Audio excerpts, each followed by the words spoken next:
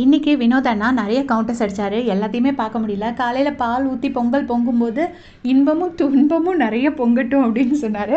அப்போ திவ்யா வந்து கிண்டல் டீஸ் பண்ணாங்க, என்ன பேசுகிறீங்க அப்படின்னு சொல்லிட்டு. அதுக்கப்புறமா பார்த்தீங்கன்னா திவாகரை போட்டு வச்சு செஞ்சாங்க கொஞ்ச நேரம். அப்போ திவாகர் சொன்னார், எனக்கு எனக்கு பதில் சொல்ல கொடுக்க முடியாமல் கவுண்டர் தெரியாமல் ஓடுறான் பாரு அப்படின்னு சொல்லிட்டு. எனக்கு கேட்குறது காமெடியாக தான் இருந்துச்சு. பட் அவரோட ஃபுல் கவுண்டர்ஸும் நோட் பண்ண முடியல. அதுக்கப்புறமா ஈவினிங் இந்த டாஸ்க்கு வந்து பிக் பாஸ் என்ன சொன்னார்னா, நீங்கள் 4 அணியாக பிரிஞ்சுக்கோங்க, எப்படி வேணால் பிரிஞ்சுக்கோங்க, ஆனால் 4 அணியாக பிரியணும் அப்படின்னு சொன்னார். உடனே என்ன பண்ணாங்க, ஃபைனலிஸ்ட் 4 பேரும் ஃப்ரண்ட்டில் வந்துட்டு நம்ம 4 பேரும் ஆளுக்கு மிச்ச ஆளுங்களை சேர்த்துக்கலாம் அப்படின்னு சொன்னாங்க. அப்போ ஃபஸ்ட்டு திவ்யாவை சூஸ் பண்ண சொன்னாங்க. திவ்யா எப்படி முழிச்சுக்கிட்டே நின்னாங்க, எனக்கு தெரியல யாரை சூஸ் பண்ணுறது அப்படின்னு சொல்லிட்டு முழிச்சுக்கிட்டே நின்னாங்க. அப்போது அடுத்தாப்பில் அரோரா நின்னாங்க. சரி நான் அப்போ ஸ்டார்ட் பண்ணுறேன். அதுக்கப்புறமா அப்படி ரொட்டேஷனில் ஒருத்தராக ஒரு கண்டஸ்டன்ட்டியாக கூப்பிடுவோம் அப்படின்னு சொல்லிட்டு அரோரா வந்து கானா வினோத் அப்படின்னு சொல்லிட்டு ஃபஸ்ட்டு பேராக வினோதனா பேரை சொன்னாங்க. உடனே ஆமாம் அதான் உப்புக்கு சப்பான் இருக்கேன்ல நான் வரேன் அப்படின்னு சொன்னார்.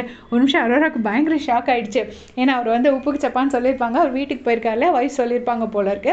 அதனால அவர் இங்கே சொல்கிறாரு. அப்புறம் பார்த்தீங்கன்னா திவாகர் வந்து ரொம்ப டூ மச்சாக போய் பிரவீன் அவர் ஒய்ஃபெல்லாம் வச்சு இழுத்து ரொம்ப மோசமாக பேசியிருந்தாரு. அப்போ பிரவீன் வந்து சொல்வார், இனிமேல் என் ஒய்ஃப் பற்றி பேசினா நான் உண்மையிலே ரெட் கார்டு வாங்கிட்டு அடிச்சுட்டு போயிடுவேங்கிற மாதிரி அவர் சொல்லியிருப்பார் பயங்கரமாக கோவப்பட்டு. அப்புறமா சபரி போயிட்டு திவாகரை கூப்பிட்டு வச்சு பேசுகிறாங்க. நேற்று தான் திவாகர் வந்து சபரியை பார்த்துட்டு என்ன சொன்னால் இவனுக்கு பாவம், என்ன சொன்னதுனால தான் இவனுக்கு பாவம் பிடிச்சது அப்படின்னு சொல்லிட்டு சொன்னார். பட் சபரி என்னன்னா கிட்ட போயிட்டு, இங்கே பாரு, நீ இதுக்கு மேலே நீ ரொம்ப ஓவராக ஃபிசிக்கல் வயலன்ஸ் பண்ணாலோ இல்லை வார்த்தையால் ரொம்ப மோசமாக அப்யூஸ் பண்ணாலோ சார் தான் வந்து சேது சார் தான் வந்து உனக்கு ரெட் கார்டு தரணும்னு அவசியம் கிடையாது. நம்மளோட அக்ரிமெண்ட்லேயே இருக்குது, ஒத்த பேமெண்ட் கூட இல்லாமல் உன் பேரில் கேஸ் ஃபைல் பண்ணுறதுக்கு அவங்களால முடியும். ஞாபகம் வச்சுக்கோ, இன்றைக்கி கூட வந்திருக்கேன்னா சம்பளம் வாங்கிட்டு தானே வந்திருக்க, அப்போ அதை புரிஞ்சு நடந்துக்கோ அப்படின்னு சொல்லிட்டு சொல்கிறாரு.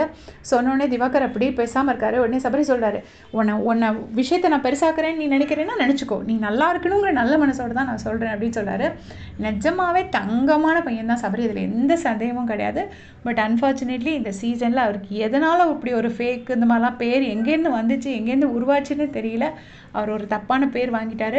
இருந்தாலும் என்ன தப்பான பேர் இருந்தாலும் இல்லைனாலும் அவரோட நல்ல மனசுக்கு அவர் இந்த அனாதை குழந்தைங்களை நிறைய படிக்க வைக்கிறாரு, அனாதை குழந்தைங்களுக்கு நிறைய பண்ணுறாரு.